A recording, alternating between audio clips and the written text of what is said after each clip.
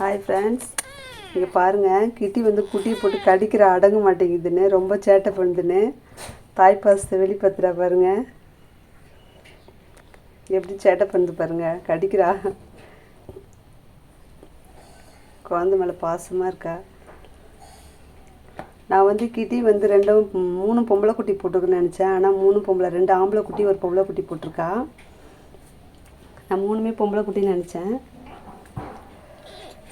விளையாடுறா பாருங்க, குழந்தையோட விளையாடுறா பாருங்க.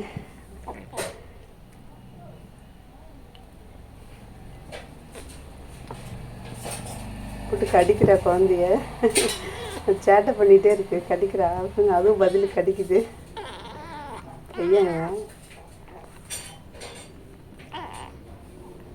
கிட்டி,